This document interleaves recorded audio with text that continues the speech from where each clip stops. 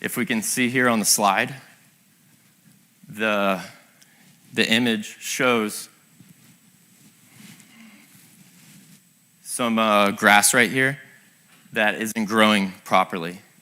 In Florida, grass doesn't grow underneath oak trees. So this was a little issue that wasn't thought out here. But additionally, they have some undergrowth here, and this is like a vine that grows well underneath oak trees. So in that location, they did a great job in the placement of these. So there's many variables that take place that need to be thought out. In the buildings, this is a great way to also reduce our impact. This building is actually off of I-4, heading to Orlando from USF. And they did a great job with this building, very unique. And they actually utilize this V shape on the building here. It actually moves with the sun to add shade to the building. And they actually don't have many lights at all inside of the main building, and it's all glass. So this shade is extremely important for the HVAC heating and cooling load calculations and the energy compliance forms that need to take place to ensure that this building is in fact going to be low impact on the environment. In our building design, we can be very creative with our space utilization. Through mechanical design, we can go from traditional split systems or rooftop units, and we can go with VRF or mini split systems, which allow us to reduce the amount of space taken up by these systems. Because now you don't have an air handler inside of the unit, so you have more usable square footage, and the outside unit is much smaller and condensed than a typical RTU or condenser. In doing this, most of the time, all these units are placed on the roofs of these buildings.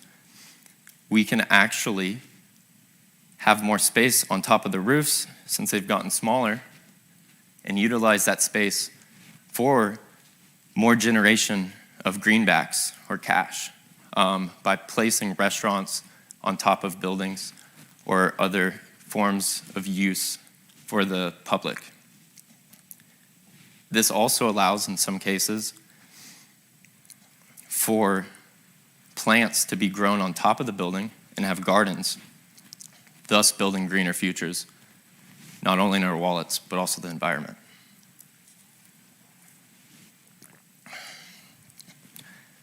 Green materials are very good. Essentially what a green material is a reclaimed or reused material, recycled or non-toxic, and promotes a less impact on our environment. So in one of our developments that we're doing, we're actually using an ICF, which is an insulated concrete formwork. And this insulated concrete formwork has insulation on the outside and on the inside, producing a higher R value, which makes the homes more energy efficient and reduces the electrical costs for these buildings.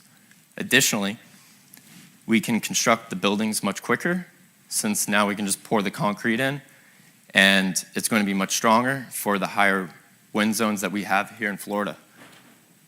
So that's really good, and it's definitely promoting green materials and a greener future. Sustainable energy and technology can also go hand in hand with this. We spoke about the VRF systems versus the traditional styled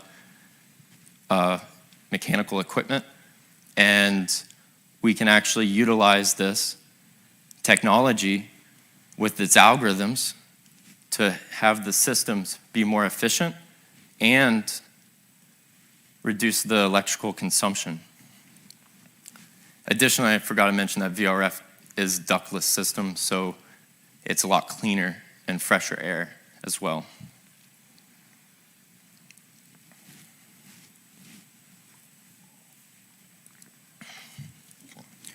The civil and environmental design is a lot of engineering.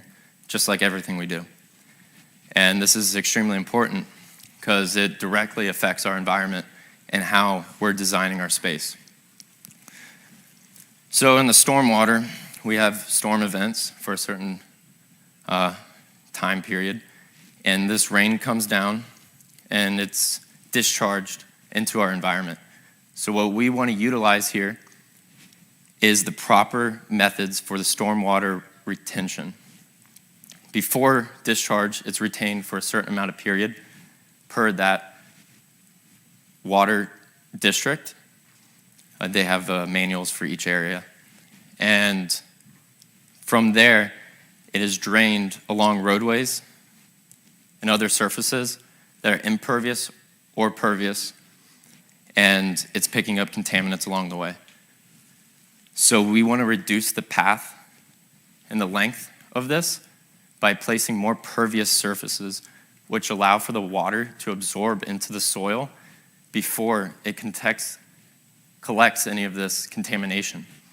So this is very vital that it's designed properly and you don't have any flooding of any kind as well. Additionally, pervious surfaces are going to be less environmental impact because it's less asphalt or concrete or other forms of solid structure that is man-made in place there.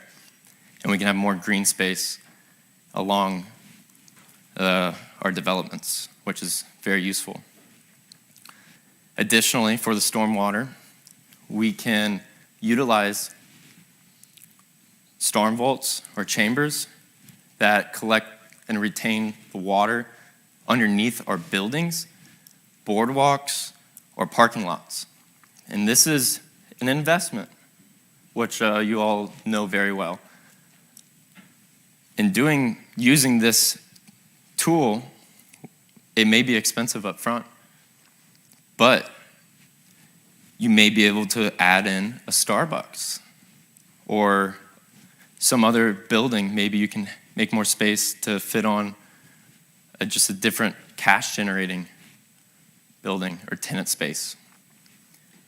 So these investments of storm vaults are a very great way of doing this.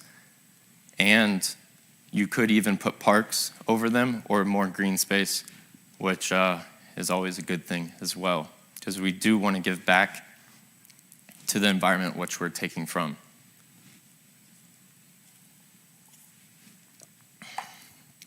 And speaking about taking and giving back, wetlands creation is huge because in Florida and in the southeast of the United States, I believe I read we have lost 60% of our wetlands since like 1970 or something of that kind. And we want to create more wetlands because that's very vital to our ecosystem, especially here in Florida, which I hear a lot of people are moving to Florida to develop, and a lot of developers want to stay in their region, but you can always work with an expert that knows the ins and outs of the whole process.